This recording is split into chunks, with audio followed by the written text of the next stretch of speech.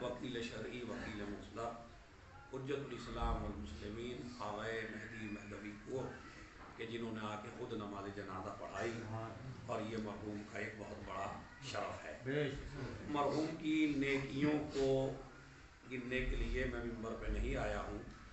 بہرحال ایک نیکی کا تذکرہ ضرور کرنا ہے کہ ان کی سب سے بڑی ایک نیکی یہ رہی کہ وہ آپ کے درمیان ہمارے درمیان ایک بہترین عالم چھوڑ کے گئے. جو عالم پوری دنیا میں تبلیغ کر رہا ہے اور روایت میں بھی موجود ہے کہ جو انسان ولد صالح چھوڑ کے جائے, اس میں عالم کا لفظ نہیں ہے, ولد صالح کا لفظ ہے. نیک لڑکا اگر کوئی چھوڑ کے جائے تو یہ اس کو نجات دینے کے لیے کافی ہے. اور اگر کوئی ولد صالح نہیں بلکہ ایک عالم ہو, ایک مولانا ہو, ایک ذاکر ہو, ایک خطیب ہو, جو پوری دنیا میں علم پھیلا رہا ہو, جب تک ان کا بیٹا علم پھیلاتا رہے گا ان کو ایصال ثواب ہوتا رہے گا.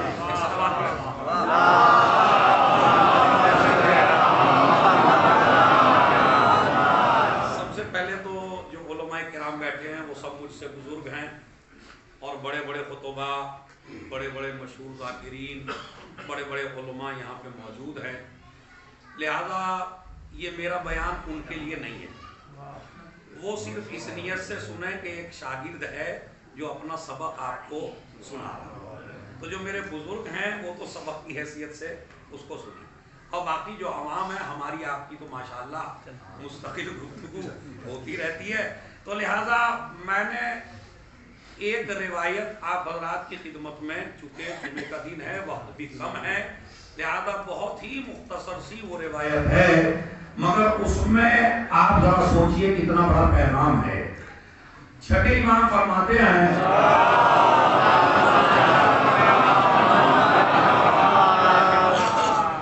ایک شخص رسول اللہ کی خدمت میں آیا جو بہت زیادہ پریشان ہے، اور پریشانی کی اس کی وجہ یہ ہے کہ اس نے حج کا ارادہ کیا ہے، حج کی تیاری کر لی ہے، مقدمات اور وسائل فراہم کر لیے ہیں، لیکن وہ حج پہ نہیں پہنچ پاتا ہے۔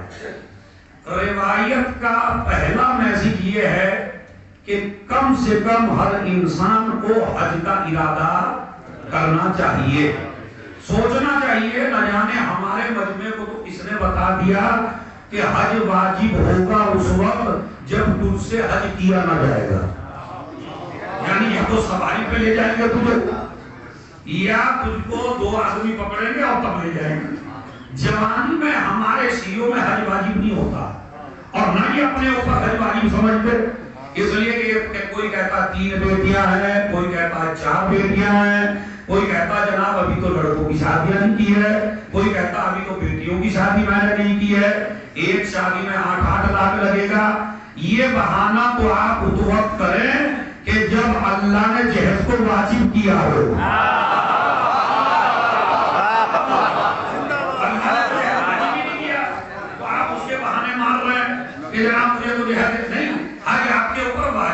اور میں ایک جملہ کہہ دوں مولائیوں کے درمیان میں، کوئی جائے نہ جائے تم ضرور جاؤ، کوئی مسلمان حج پہ جائے نہ جائے مگر علی والے کو ضرور جانا چاہیے، اس لیے کہ جب کوئی مسلمان حج پہ جاتا ہے تو مسلمان خوش ہوتا ہے کہ میں حج پہ گیا، لیکن جب ایک علی کا شیعہ حج پہ جاتا ہے تو کعبہ خوش ہوتا ہے۔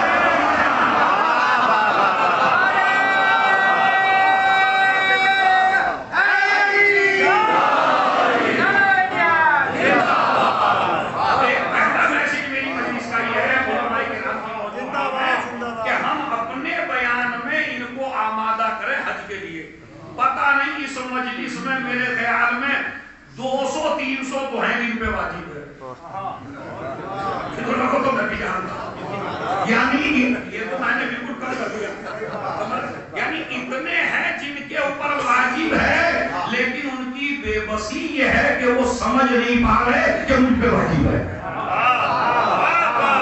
ان پہ واجب ہے، لیکن بیچارے شعور میں ہی نہیں آ پا رہی ہے، عقل میں ہی نہیں آ پا رہی ہے، اتنا دین ہی نہیں ہے، شریعت کے مسائل سے اتنے واقف ہی نہیں ہے کہ جو سمجھے میرے اوپر واجب ہے یا نہیں ہے، تو حج واجب ہے۔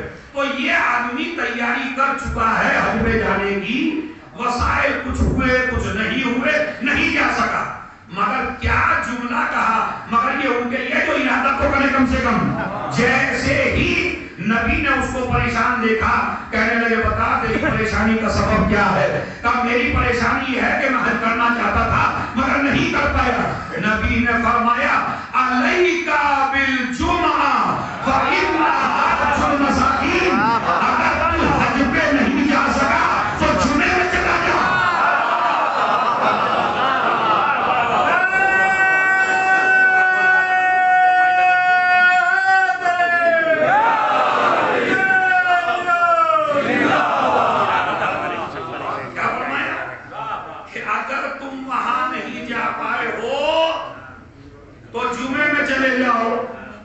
لیکن جمعہ پڑھنے فتنہ بونے نہیں،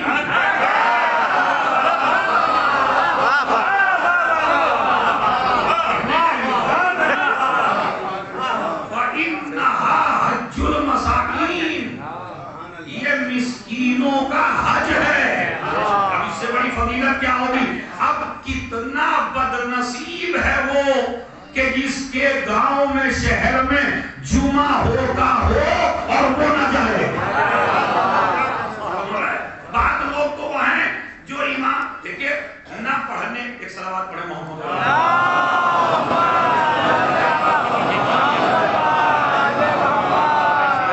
محترم بھی آ گئے ہیں, ان کے سامنے اور اچھا سبق سناؤں گا. ایک صلوات پڑھے محمد.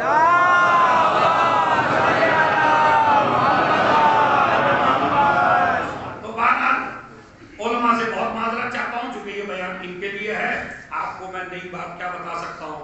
فَإِنَّهَا حَجُّ الْمَسَاكِينَ, یہ مسکینوں کا حج ہے. بعض لوگ نہ پڑھنے کے کئی بہانے تلاشتے ہیں, ان میں سے ایک بہانہ ہے ماحول ٹھیک نہیں ہے.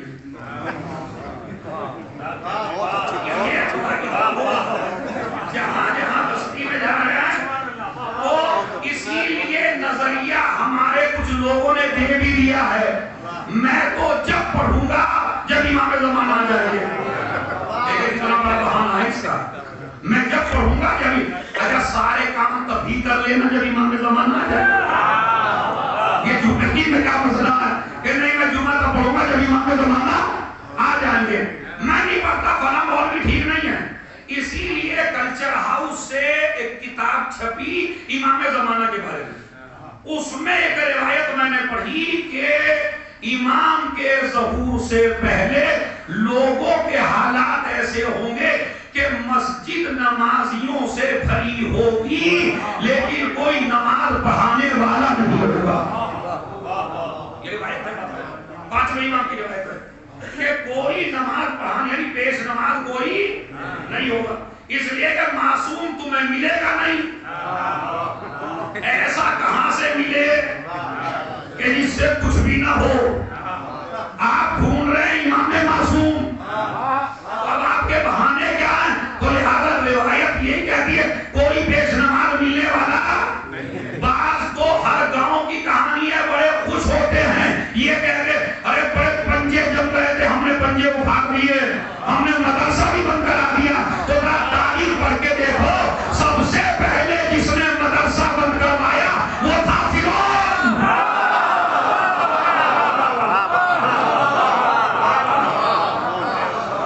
یہ باقاعدہ ہسٹری ہے. فرعون نے خدا بننے کے لیے جو کام کیا تھا, 2 کام, اور یہ مشورہ کسی جاہل نے نہیں دیا تھا اسے. اس لیے کہ جب تک عالم فتنے میں شامل نہ ہو فتنہ آگے نہیں بڑھتا. جب تک ہم ہوا نہ دیں آپ کو تو ہمیں جننے والی نہیں ہے. تو آپ دیکھیے بڑا مسئلہ ہے. یہ مشورہ اس کو دیا تھا قارون نے. قارون سے کہا میرا دل چاہتا ہے خدا بننے کو. اس نے کہا اتنی جلدی تجھے نہیں مانیں گے. پھر کیا کرو گا؟ سب سے پہلے مدرسہ بند کرو, کالج بند کرو, اسکول بند کرو, لوگوں سے کہو تعلیم نہ لیں, بچوں کو جاہل رکھو. دیکھیں یہ 2 کام یا تو فرعون کے زمانے میں ہوئے یا معاویہ کے زمانے میں ہوئے. معاویہ نے بھی یہی کیا تھا شام میں, اس نے بھی مدرسے اور کالج بند کر دیے. فرعون نے بھی سارے مدرسے کالج بند کر دیے. اس کے بعد کا اب لوگ خدا مان لیں گے, اب تو یہ جاہل ہیں. کہا نہیں, دوسرا کام ہے شراب, ان کو فری میں شراب پلاؤ. اب جب ان کو فری میں شراب ملنے لگی اور علم تھا نہیں, جہالت چاروں طرف تھی, بچے جاہل تھے, شراب کا نشہ تھا. اس کے بعد تیسرا کام ہارون نے بتایا, ایسا کرو اب ان کو روٹی اور کھانا دو. اس لیے کہ ایک جہالت, ایک شراب کا نشہ, اور اس کے بعد کہا گیا اب انہیں کھانا دو. اب جیسے ہی کھانے سے فارغ ہوئے نشے میں چور تھے, بتاؤ روزی کون دیتا ہے؟ کہا خدا. یہ کس نے دی ہے؟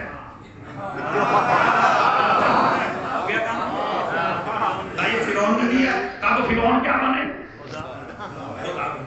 اس لیے تعلیم بہت زیادہ ضروری ہے, علم بہت. نماز جمعہ کی فضیلت اسی لیے زیادہ ہے کہ اس میں نماز بعد میں ہے, تعلیم پہلے ہے.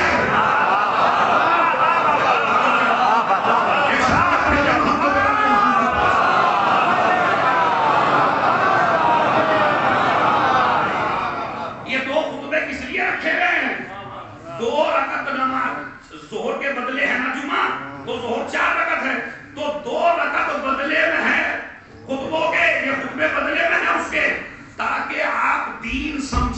سکیں، تاکہ آپ اسلام سمجھا سکیں، تاکہ آپ شریعت سمجھا سکیں، تو لہذا جمعے کا دن رکھا گیا. پھر اس کے اعمال بھی رکھے گئے کچھ جمعے کے دن کے. مثلا پہلا عمل جو رسول اللہ نے فرمایا، یا علی اغتسل فی کل جمعۃ، اے علی غسل جمعہ ضرور کرو. اب یہ علی کو وصیت نہیں ہے، کہا ان سے جا رہا ہے، سنایا آپ کو جا رہا ہے. غسل جمعہ ضرور کرو. مگر یہاں تک تو سبھی پڑھتے ہیں. روایت اس سے آگے، وَلَوْ أَنَّكَ تَشْتَرِيهِ بِقُوتِ يَوْمِكَ، اگرچہ تجھے اپنا ایک وقت کا کھانا بیچ کے پانی کیوں نہ خریدنا پڑے. رسول کی وصیت ہے. اور یہ اتنا اہتمام کیوں ہے انشاءاللہ رفتہ رفتہ میں بتاؤں گا. اے علی غسل کرو ہر جمعے کو. کیوں؟ اور پھر عجیب بات فرمائی، اگر تیرے پاس پانی نہ ہو اے علی تو اپنا ایک وقت کا کھانا بیچ. ہو چکے اربوں میں پانی کی کمی تھی، مگر چھولس میں کوئی کمی نہیں، ہندوستان میں کوئی کمی نہیں. لیکن یہ اگر ایسا بھی ہو جائے کہ تم بہانے مارنے لگو پانی نہیں ہے، تو اس کا ایک حل بتایا، چاہے بھوکے رہ لو اس دن، پانی خریدو اور اس سے غسل کرو. اور اتنی تاکید مجتہدین کے فتوے میں تو ہے ہی، مگر خود روایت میں ہے یہ، چونکہ فتویٰ روایت سے تو ہوتا ہے. تو اب اس میں کیا ہے کہ اگر معلوم ہو جمعے کے دن پانی نہیں ملے گا تو شب جمعہ کر لیجئے، نماز صبح کے بعد کر لیجئے، 10 بجے کر لیجئے جمعے کو، 11 بجے کر لیجئے، 12 بجے کر لیجئے، نماز جمعہ کے بعد کر لیجئے، 4 بجے کر لیجئے. اب اگر بالکل ہی بھولنے والا ہے تو سنیچر میں کر لیجئے، مگر کر لیجئے. یہ مسائل بھی ہیں اور روایت کا حصہ، آج ہی روایت پڑھی، روایت کا حصہ بھی ہے. جہاں میرے مولا کو وصیت کی وہیں پہ یہ بھی فرمایا. تو اب اس کے بعد دیکھیں کیا ارشاد ہوتا ہے، کہا جمعرات میں کر لیجئے، جمعے کے دن کر لیجئے، غروب کے وقت کر لیجئے، مگر کر لیجئے چاہے پانی خرید کے کیوں نہ لانا پڑے. اتنی تاکید کیوں ہو رہی ہے؟ اب جواب آئے گا انشاءاللہ تو آپ کو معراج ہوگی. اصل میں تاکید اس لیے ہے کہ جمعے کو علی کے بیٹے کو آنا ہے. جب وہ تمہیں آواز دے اور تم اس کی آواز پہ لبیک کہو تو ہر آدمی پاک ہونا چاہیے.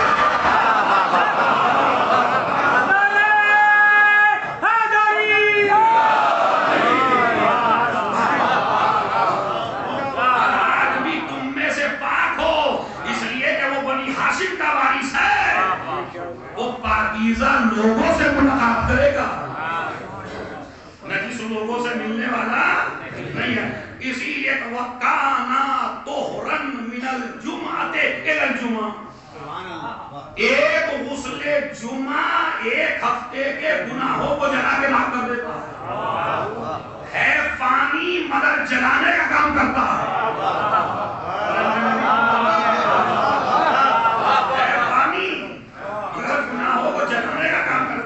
ایک ہفتے کے گناہ ختم ہو جاتے ہیں ایک جمعے سے دوسرے جمعے تک. دوسری وصیت یہ مفاتیح الجنان میں ہے. اب علماء کے لیے آپ کے لیے، اپنے بچوں کو اچھی سے اچھی غذا جمعے کے دن کھلاؤ. ایسا نہیں ہے آپ جمعرات میں نہ کھلائیے، آپ سنیچر میں نہ کھلائیے، سنڈے میں، منڈے میں، جتنے بھی ڈے ہیں ان میں سب اچھا کھلائیے، ایک سے ایک چیز کھلائیے. یہ کسی وائز نے بھی آپ کو غلط بتایا ہے کہ نہیں جناب اچھے کھانے کی ضرورت نہیں، اچھے پہننے کی ضرورت نہیں. اسلام کہتا اچھا کھاؤ، اچھا پہنو، مگر حلال ہو. اس کے علاوہ اسلام کی کوئی پابندی آپ کو نہیں. اسلام ہر آدمی کا اقتصاد مضبوط دیکھنا چاہتا ہے. میرا مولا فرماتا ہے اگر فقیری میرے سامنے مجسمے کی شکل میں آ جائے تو میں اسے قتل کر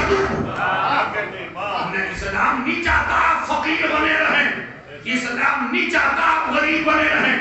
اسلام کہتا ہے, اسی لیے قرآن مجید میں اور روایات میں دیکھیے, خمس دو, زکات دو, صدقہ دو, خیرات دو, ہر جگہ دینے کا معاملہ ہے.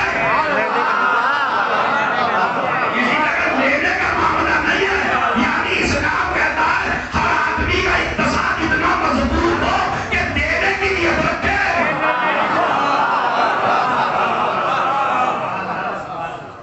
اب آپ کہیں کہ ساری ہم پہ ہی کہہ دی, اپنے لیے بھی تو کچھ کہہ لو. اپنے لیے بھی کہوں گا, بالکل کہوں گا. صلوات پڑھیں محمد علیہ.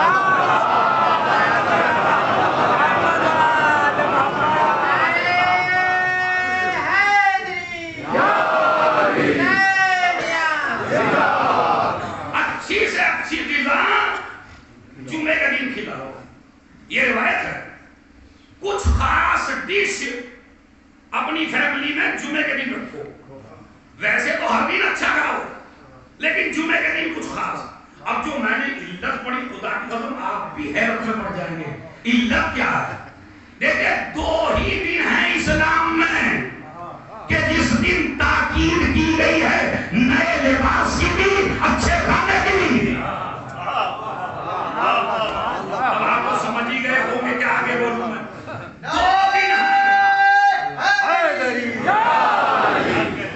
2 دن ہیں اسلام میں جو سب سے عظیم ہے. ویسے تو 4 دن ہیں, عید, بقرعید, جمعہ اور عید, مگر سب سے افضل یعنی جمعے سے بھی افضل. جمعے سے بھی افضل. اس دن تو حکم ہے نیا کھاؤ, نیا پہنو, اچھے سے اچھا کھلاؤ, اور کھاؤ کم کھلاؤ زیادہ, تاکہ غریب تمہارے گھر میں نہ رہے. بس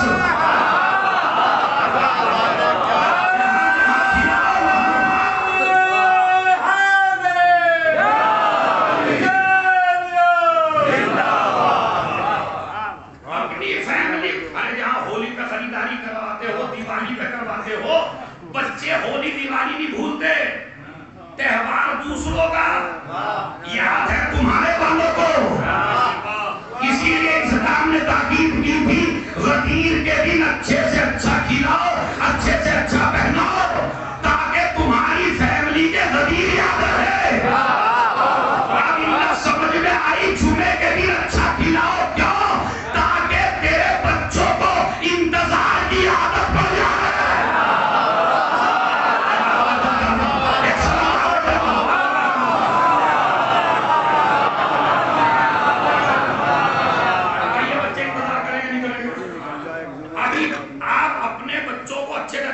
جمعے کے دن تو تمہارے بچے انتظار کریں, ارے بھائی جمعہ آنے والا ہے, ارے بھائی جمعہ آنے والا ہے, تاکہ تیری نسل میں مخالف انتظار پیدا نہ ہو. اتنا انتظار کراؤ بچوں سے, تو اچھا کھلاؤ جمعے کے دن, اچھا پہنو جمعے کے دن اور غدیر کے دن. اسی لیے دیکھیں یہ جو جمعے کی اتنے فضائل ہیں کہ اگر کوئی بندہ ہفتے میں بھی دعا کرتا ہے تو اللہ کہتا ہے اس کو تاخیر میں ڈالو جمعے تک, یعنی قبول کروں گا جمعے کے دن. جناب یعقوب کے بیٹے یعقوب کے پاس آئے, یا ابانا استغفر لنا ذنوبنا, اے ہمارے بابا ہمارے لیے استغفار کریے. انہوں نے کہا سوف استغفر لکم ربی, اپنے رب سے استغفار کروں گا جمعے کے دن. ارے یہ تو نبی ہے, کسی بھی نہیں کر سکتا ہے, لیکن تمہارے لیے بیان کیا کہ یہ اتنا عظیم دن ہے جو تمہارے لیے عید قرار دیا گیا, مسکینوں کا حج قرار دے دیا گیا. کیوں؟ وَهُوَ يَوْمُكَ الْمُتَوَقَّعُ فِيهِ ظُهُورُكُمْ. اس کا سارا رتبہ اس لیے ہے کہ کسی کے آنے کی توقع ہے. کوئی ہے, ارے مولانا صاحب کوئی آنے والا ہے اور ضرور آئے گا, مگر ہم کوئی 70 سال کا ہو کے مر جا رہا, کوئی 75. میرے دادا بھی انتظار کر رہے تھے, وہ بھی نہ رہے. میرے پردادا بھی انتظار کرتے رہے, اجل پڑھتے رہے, وہ بھی نہ رہے. اور مولانا ابھی ہمارے ابا تھے 70-72 سال کے, یہ بھی مر گئے. اور اب 46 میں اور بڑے بڑے ہیں, وہ بھی پتہ نہیں پورے ہندوستان میں سے کتنے بوڑھے بیچارے نکل جائیں گے. اور کتنے جوان ہیں جو مر جائیں گے، اور ادھر آپ کہہ رہے ہیں کہ امام کا سپاہی بنیے، امام کے ظہور کا انتظار کریے، امام کو پکاریے، تو سارے تو تمناؤں میں مر گئے، تو اب ہم بھی تمنا ہی کرتے کرتے مر جائیں گے، مولانا نظروں سے دیکھیں گے یا نہیں؟ میں ایک جملہ کہتا ہوں روایت کے بارے میں، اب اس پہ میں علماء سے خصوصی توجہ چاہتا ہوں. دیکھیے تمنا کرنا آپ کا کام ہے، قبروں سے اٹھانا اس کا کام ہے.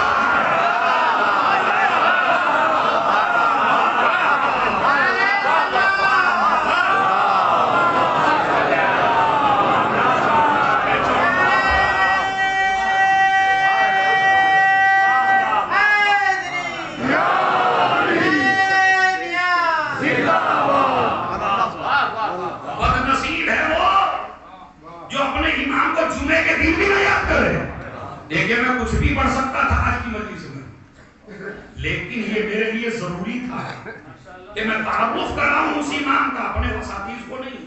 ان سے تو میں نے سیکھا، ان سے پڑھا، انہوں نے مجھے بتایا کیسے پڑھنا کیسے نہیں پڑھنا. میں تو ان کو سبق سنا رہا ہوں جو انہوں نے مجھے پڑھایا تھا. میں تو آپ لوگوں کو یہ سمجھانا چاہتا ہوں کہ ارے ہم تو مر جائیں گے، ہمارے دادا مر گئے، ہمارے پردادا مر گئے.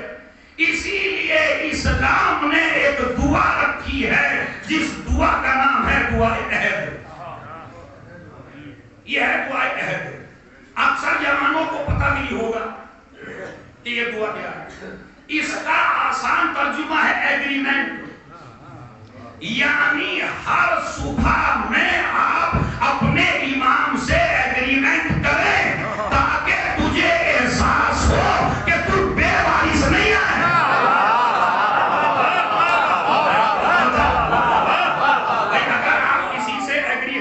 ایگریمنٹ مردے سے تو نہیں کرتے نا، کس سے ایگریمنٹ کرتے ہیں؟ زندہ سے. تو تم کو احساس ہو کیا اللہم، اب یہ دعائے عہد کیا ہے؟ ایک بہت بڑی دعا نہیں ہے، ایک پیج کی دعا ہے. یہ انگریزی میں بھی آ گئی، اب تو اگر آپ پڑھ سکتے ہیں. جو کہتا نہیں میں تو عربی جانتا ہی نہیں، آپ اس کو اس میں پڑھ سکتے ہیں. دعائے عہد ہر آدمی کے موبائل میں ہے، گوگل پہ سرچ کر لیجئے، دعا عہد نکل کے آ جائے گی. نماز صبح کے بعد آپ دعائے عہد، اس میں آپ کے سوال کا جواب ہے کہ مولانا ہم انتظار کر رہے ہیں، تو کیا ہم اپنے امام کا ظہور دیکھیں گے اپنی آنکھوں سے؟ کیا جمعے کے دن ہمارے امام آئیں گے اور ہماری ملاقات ہوگی؟ اب کیا پتا مجھ سے پہلے مر گئے تو کیا ہوگا؟ تو تاریخ آپ کو سنائے دیتا ہوں. اسلام نے ایسے واقعات نقل کیے ہیں کہ اگر ناصر بننے کی تمنا سچی ہو تو اس کو دوبارہ زندہ کیا جا رہا ہے. مجھے تو نہیں پتا، علماء تو سمجھ گئے لیکن عوام نہیں سمجھی شاید. یعنی اگر تمنا سچی ہو تو باقاعدہ دوبارہ تم کو زندہ کیا گیا ہے پہلے بھی. آپ کہیں گے کیسے؟ ابھی بتاتا ہوں میں آپ کو. حبیب کی دلی تمنا ہے،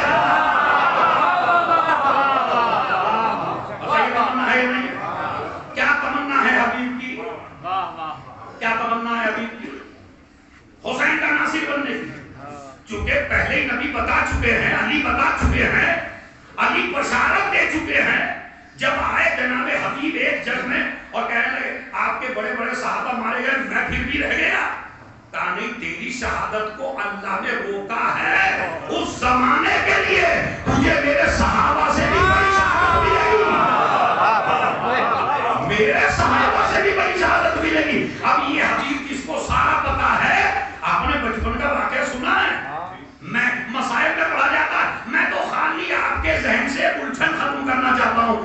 حبیب کے باپ نے دعوت دی، رسول لے کے چلے، حسن و حسین گھر پہنچے، دسترخوان بچھا، کھانا کھائیے. انہوں نے کہا جب تک نہیں کھاؤں گا جب تک میرا حبیب نہ آئے. انہوں نے پورا قصہ سنایا تو حبیب کو دوبارہ زندہ کیا.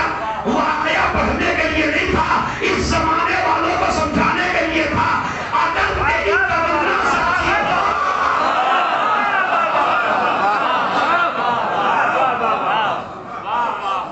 اگر تیری تمنا سچی ہو امام کا ناصر بننے کی تو امام تجھے زندہ کرے. یہی مسئلہ ہے میرا اور آپ کا. ہم اور آپ اگر ہماری تمنائیں سچی ہیں, اگر ہم اس کا سپاہی بننا چاہتے ہیں, اگر ہم اس کی نصرت کرنا چاہتے ہیں, اگر ہم اس کے مددگار بننا چاہتے ہیں, لبیک یا حسین کہنے سے کچھ نہیں ہوتا جب تک کہ زمین ہموار نہ کرو اس کے ظہور کی.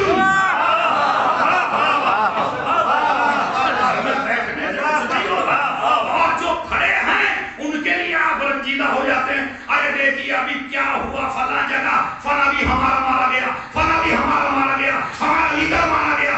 ارے ایک محقق نے بڑی اچھی بات کہی, آج کے زمانے میں مجھے سمجھانا ضروری ہے یہ بات. دیکھیے فلاں مارے گئے, فلاں مارے گئے, ہماری قیادت کو ختم کر دیا فلاں ملک نے, اور فلاں ملک نے اتنے مار دیے اور ہمارے بڑے بڑے مار دیے, اور ہم کیا کریں گے بتائیے, کیوں پریشان؟ ارے بھائی پریشان ہونے کی ضرورت نہیں ہے.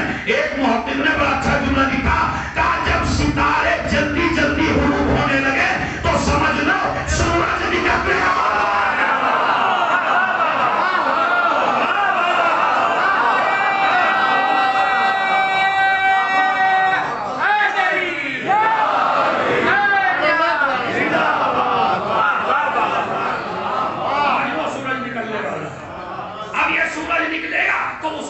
کم سے کم تمنا تو ہو.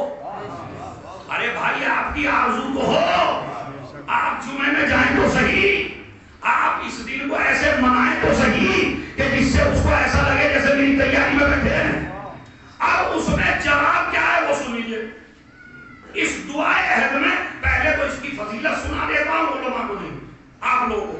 بسم اللہ الرحمن الرحیم. قال الصادق علیہ السلام من قرأ هذا العهد 40 يوما كان من انصار القائم عليه الصلاة والسلام وإن مات أخرجه الله من قبره ليجاهد بين يدي الإمام. فرماتے ہیں وَيُعْطِيهِ اللَّهُ إِذَا كُلِّ كَلِمَةٍ الف حسنہ ومحا عنہ الف سیئہ. چھٹے امام فرماتے ہیں جو انسان 40 دن تک 40 دن کنٹینیو اس دعا کو پڑھ لے. ارے امام خمینی تو کہتے ہیں ایک 40واں ختم کرو پھر دوسرا شروع کرو, دوسرا ختم کرو پھر تیسرا شروع کرو, یعنی خالی 40 دن پڑھ کے رکنا جانا. امام خمینی نے فرمایا اس لیے کہ اس کا بڑا دور ہے تیری زندگی میں. یہ دعائے عہد ہے تو دعائے عہد پڑھیے 40 دن تک, صبح کی نماز کے بعد پڑھیے آپ. امام فرماتے جو انسان اس عہد کو کرے گا یعنی اس دعا کو پڑھے گا تو وہ امام زمانہ کے انصار میں ہوگا. اب صادق امام کی گارنٹی ہے. ہمارا مذہب شیعت کا یہی تو امتیاز ہے کہ نہ ہم جھوٹے پیش نماز کو مانتے نہ جھوٹے امام کو مانتے. اخرج وہی نماتا تمہیں امام کا ناصر بنائے گا اللہ, لیکن اگر آپ مر گئے آ گیا نا کوئی جواب. اگر میں مر گیا تو کیا ہوگا؟ اخرجہ اللہ من قبرہ, اللہ تجھے تیری قبر سے نکالے گا. کس لیے؟ تاکہ تو مجاہد بن سکے اور اس دعا کے ایک ایک کلمے کے بدلے اللہ تیرے نام اعمال میں 1000 نیکیاں لکھے گا, 1000 برائیاں مٹائے گا. اب اس کے کلمے خود گن لیجئے گا جا کے کتنے ہیں, اور پھر 40 دن تک پڑھے گے تو کتنا ثواب ملے گا. اور جب تم کو شک ہونے لگے تو پھر دعائے رجبیہ پڑھ لیجئے گا. یا میوتل کثیرہ بالقلیل, اے وہ ذات جو عمل کم کراتی ہے اجر زیادہ دیتی ہے. آپ کو کبھی شک ہونے والا نہیں ہے. تو اس میں آپ سنیے, اسی دعا میں یہ ہے جو میں نے آپ کی خدمت میں پڑھایا. اللہم ان حال بینی وبینہ الموت, پالنے والے اگر میرے درمیان کے درمیان، یعنی اگر میں مر گیا امام کے آنے سے پہلے، اس لیے کہ موت حتمی ہے، تو نے اپنے بندوں پہ اسے لکھ دیا ہے، اخرجنی من قبری. اب یہاں بالکل معراج پہ جا کے مجلس سننا، خدا کی قسم بڑی پرنور مجلس ہے، اگر آپ اس کو دل پہ لکھ لیں تو اخرجنی من قبری. پالنے والے جب میرا امام آگے آواز دے تو مجھے میری قبر سے سپاہی بنا کے نکالنا. اخرجنی من قبری، مجھے نکالنا کہاں سے؟ میری قبر سے. کیسے؟ معتذرن کفنی، میرا کفن میرے بدن پہ ٹائٹ ہو، یعنی کفن میری وردی ہو. دعا کرو جب اٹھو تو کفن کے ساتھ اٹھو. بہت بڑا تبلیغی پیغام ہے، مگر کفن کے ساتھ وہی اٹھے گا جو پاکیزہ کفن لے کے گیا ہے. لیکن اگر کفن بھی نور مار کا ہو،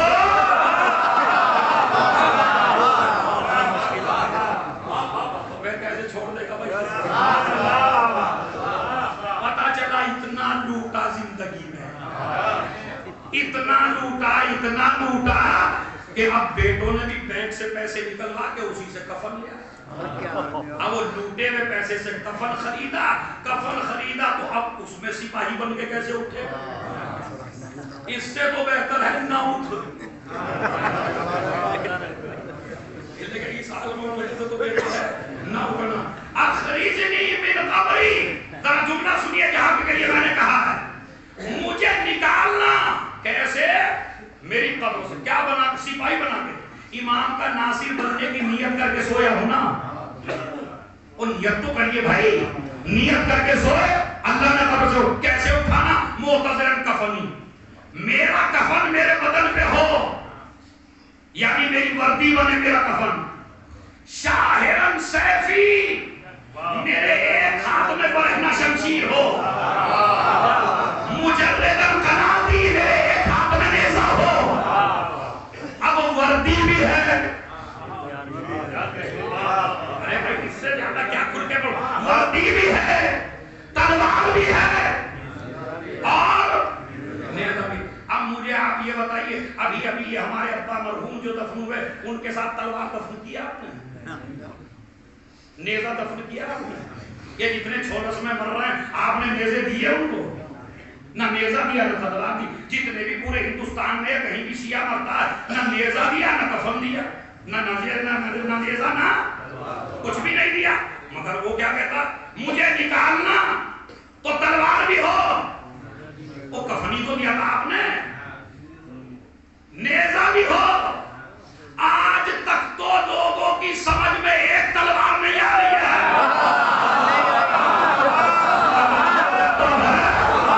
آج کل تو مسلمان اسی شکل پر علی کے لیے تلوار آئی تو کیسے آئی؟ اور مجھے یقین جب آئے گا جب علی والا تلوار لے کے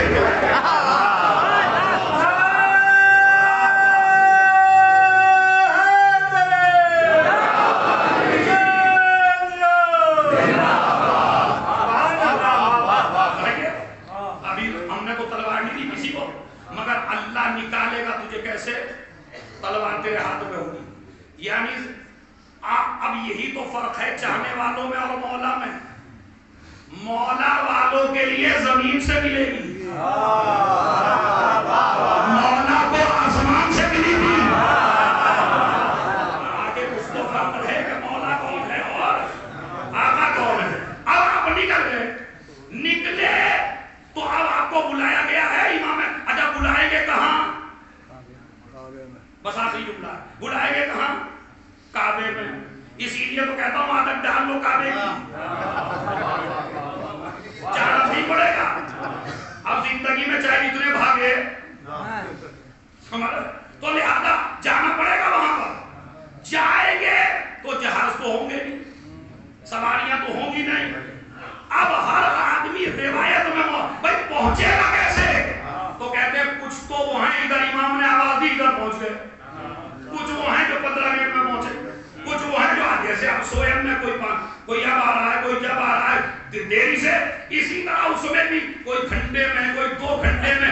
کسی کو دیر لگے گی پورے دن کی، کسی کو دیر لگے گی 2 دن کی، کسی کو ایک پلک جھپکی اور پہنچا، کا سواری کیا بنے گا؟ اب سواری کوئی اللہ نے اپنے ہاتھ میں نہیں رکھی، کا سواری بنے گا تمہارا ایمان۔ جس کا ایمان جتنا مضبوط ہوگا اتنی ہی جلدی اپنے ایمان تک پہنچے گا۔ اب ایمان اللہ کے ہاتھ میں ہے یا آپ کے؟ ایمان کو مضبوط کرنا آپ کے ہاتھ میں۔ اب جتنی جلدی آپ کو امام سے ملنے کی ہو اتنا مضبوط کر لیجئے۔ خولس آنے کے لیے چاہتے ہیں دلی کا آدمی 15 منٹ میں پہنچ جائے، کیوں؟ تیز سواری چاہتے ہیں نا تاکہ جلدی جلدی پہنچے۔ امام نے کہا ہر آدمی کی سواری تمہارے پاس ہے، جتنا تمہارا عقیدہ مضبوط ہو، جتنا تمہارا عمل مضبوط ہو اتنی ہی جلدی پہنچے گا۔ اور جب پہنچے گا، اچھا یہ آئیں گے کہاں؟ کعبے سے۔ میں نے ایک روایت پڑھی، ظاہر تو ہوں گے دیوار کے پاس، یعنی نظر آئیں گے دیوار کے پاس۔ میں نے روایت پڑھی ہے باقاعدہ، اس میں ہے وہاں سے ظاہر ہوں گے جہاں علی پیدا ہوئے تھے۔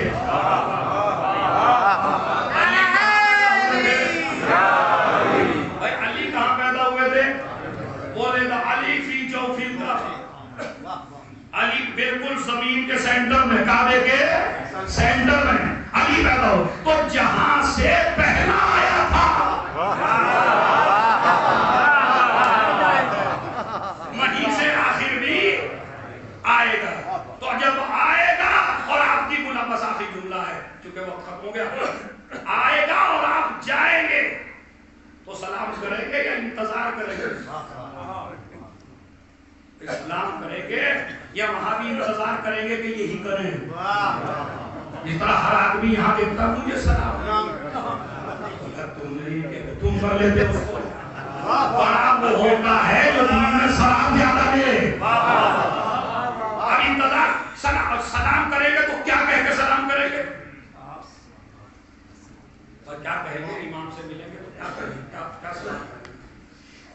یہ چیزیں تو معلوم ہونی چاہیے نا آپ کو کہ جب امام سے ملاقات ہوگی، ایک تھا کہنے لگا السلام علیکم یا امیر المومنین، یہ ایک نے بتا السلام علیکم، یا کوئی کہا السلام علیکم یا بھائی یہ القاب میرے مولا سے مخصوص ہے، بس کسی امام کے لیے بھی آپ امیر المومنین نہیں کہہ سکتے۔ کیا کہیں گے؟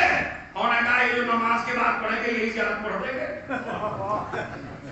لیکن چھٹے امام نے یہ بھی بتایا کہ جب تمہاری ملاقات تمہارے امام سے ہوگی تو تمہارا سلام کیا ہوگا؟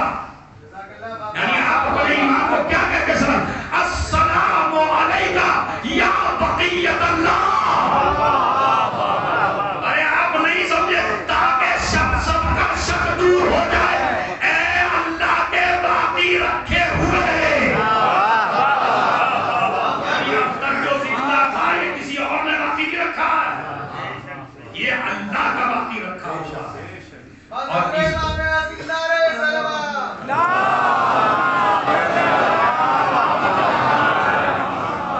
اور ابھی مولانا کاظم صاحب نے ایک کتاب لکھی ہے، ان کی تقریر کی کتاب ہے، میں نے سنگیا میں پڑھی تھی، اس میں انہوں نے ایک روایت پڑھی، روایت لکھی اپنی کتاب میں۔ وہ روایت کیا ہے کہ امام آئیں گے اور اب امام جنگ کا اعلان کریں گے، سب سے پہلی جنگ ہوگی اپنوں سے،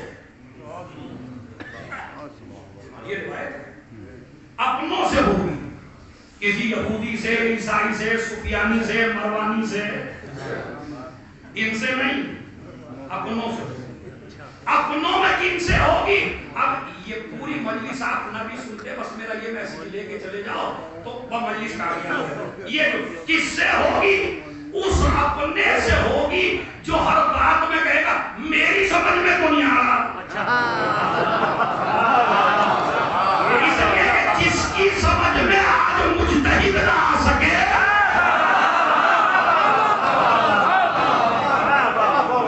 اس کی سمجھ میں امام آنے والا یہ کیسا فتویٰ دے دیا فلاں مجتہد نے، ہمارے دماغ میں دنیا، ہمارے دماغ میں دنیا تھا، یہ ہمارے مزاج کے۔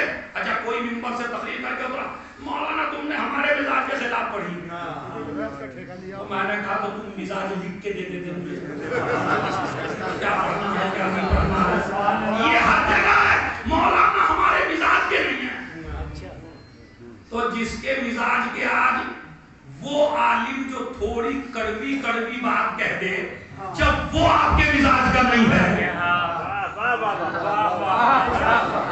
تو جو بالکل حق بولے گا اس کے یہاں تو چاپلوسی ہے ہی نا. زہرا کے ناگلوں میں چاپلوسی نہیں ہے کہ وہ آپ کو راضی کرنے کے لیے کچھ. وہ تو مثلا آپ کہیں گے چلو امام میری بیٹھک میں چلو, امام کہیں گے آدھی بیٹھک تیرے بھائی کی ہے.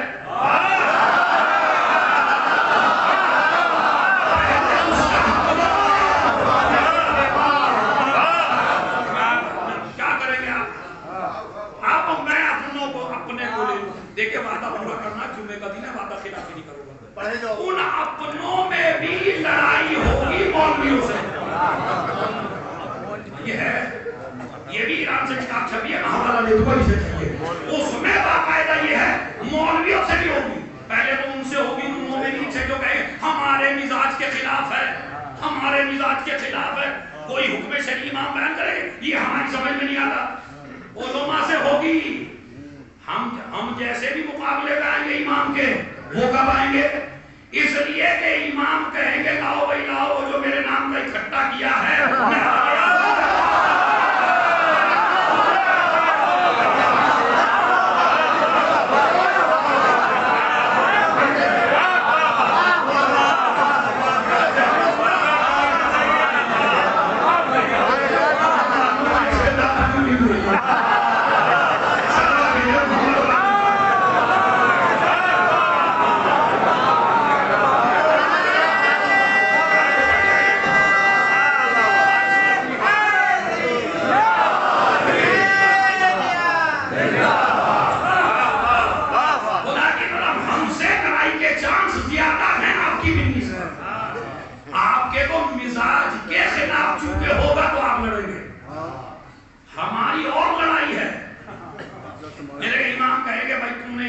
اتنا لیا فلاں لیا, یہ میرے نام کا, یہ میرے نام کا, یہ میرے نام کا. اب جو واقعی عالم ہوگا وہ کہے گا مولا میں تو غلام ہوں, آپ کے لیے اکٹھا کرواتا لیجئے. اور جس کو دنیا کی محبت ہوگی وہ تمہارے کانوں لگے گا, یہ امامی نہیں ہے, یہ ہمیں امامی نہیں لگتا. بھلا ایسی باتیں بھی کوئی امام کرتا جیسے یہ کر رہے ہیں.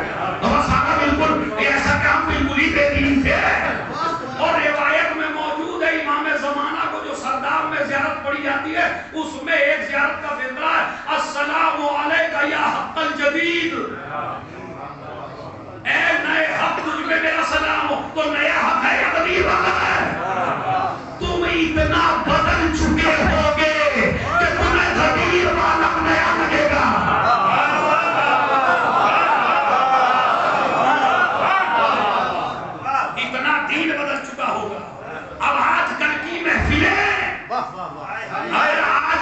جسموں میں امام زمانہ آ جائے تو آپ کو روکے گا نہیں گانے سے, آپ کو روکے گا نہیں ایسی منقبتوں سے, آپ کو روکے گا نہیں ہے.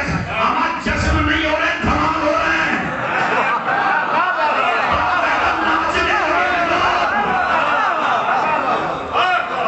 خدا کی قسم محفلوں میں شریف آدمی کا جانا دشوار ہے. یہ لیکن گانا باقاعدہ آج اتنا آ رہا ڈی جے باقاعدہ چل رہا ہے, جلوس میں چل رہا ہے. یعنی جن بچوں کو یہ نہیں پتا منقبت کیا ہے تو وہ آگے ناچتے ہوئے جا رہے ہیں. لیکن جس بچے نے گانا سنا اسے منقبت کے ترجمے کا کیا معلوم. لیکن آپ نے ماحول ایسا بنا دیا ہے محفلوں کا, اب اس سے مولوی روکے نہ روکے, کیونکہ ہم روکیں گے تو ہمیں بلائے گا کون؟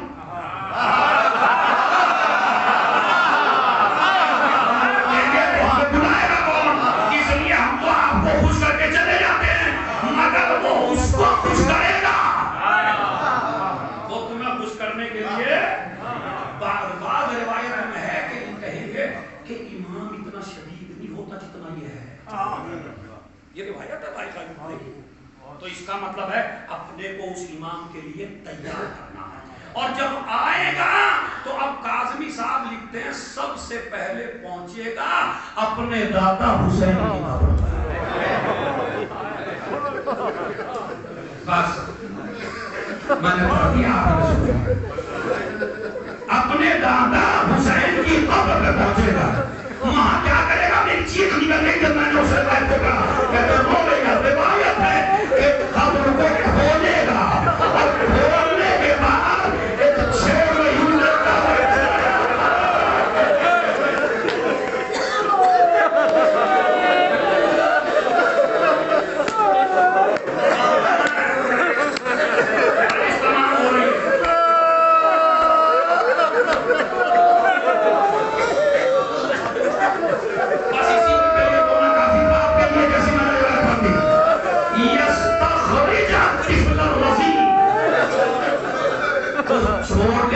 بچے کی لاش نکالے اچھا آپ جب علی اصغر پہ اتنا مصائب پہ ہو رہے ہیں تو جب آپ مصطفی پہ لاتے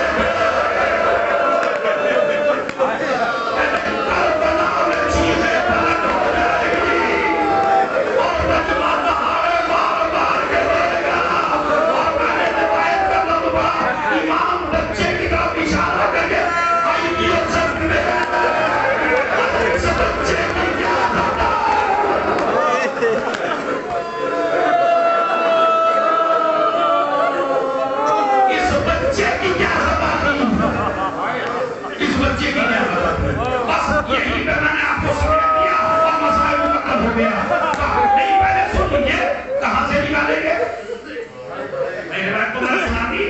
کہاں سے نکالیں گے حسین کی قبر سے کسے 6 مہینے کے بچے علی اصغر اس کا گنا بالکل ایسے ہی ہوگا کرو بازار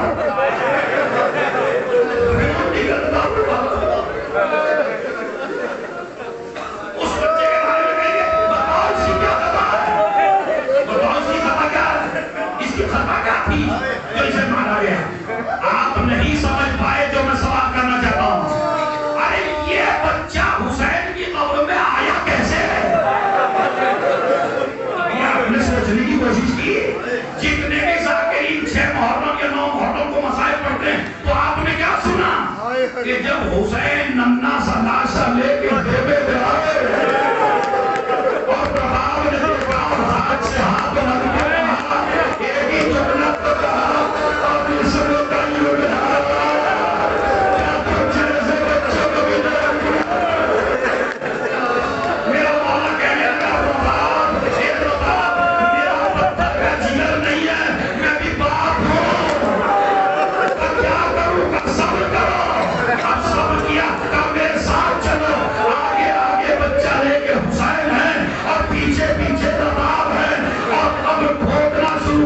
اور ذوالفقار نے رونا شروع کیا اور بچے کو قبر میں رکھا ہلکے ہلکے ہاتھوں سے مٹی کو ڈالنا شروع کیا ابھی مٹی ڈال کے بیٹھے ہی تھے حسین سے اٹھا نہ گیا حسین سے اٹھا نہ گیا اے پانی نہ تھا شاہ کے اپنے وطن آج سے اٹھا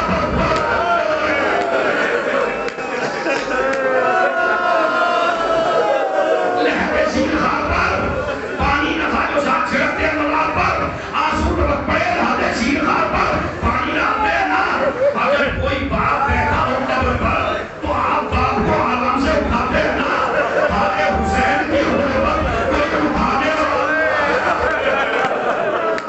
رضا بھائی پشت میں ہاتھ رکھا مولا میں مل رہا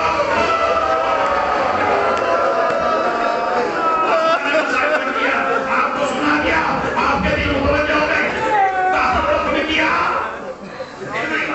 کہاں رفت کیا خیمے کے پیچھے یہ بچہ گھٹنیوں چل کے آپ کے سینے پہ کیسے آیا کبھی آپ نے سوچا یہ مسائل کربلا کا سب سے سخت مسائل ہے اس سے سب کوئی مسائل نہیں ہے جس بچے کو امام نے دفنایا تھا خیمے کے پیچھے وہ بچہ باپ کے سینے پہ کیسے آیا اس کا جواب پتا چلے گا شام غریبہ میں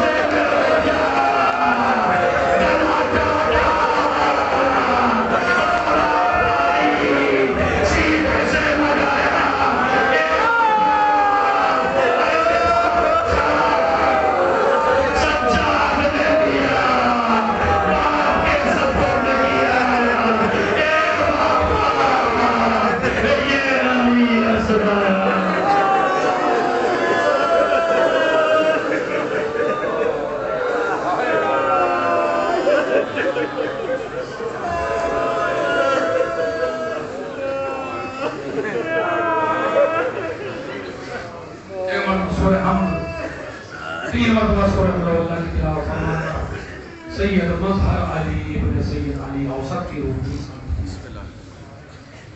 آپ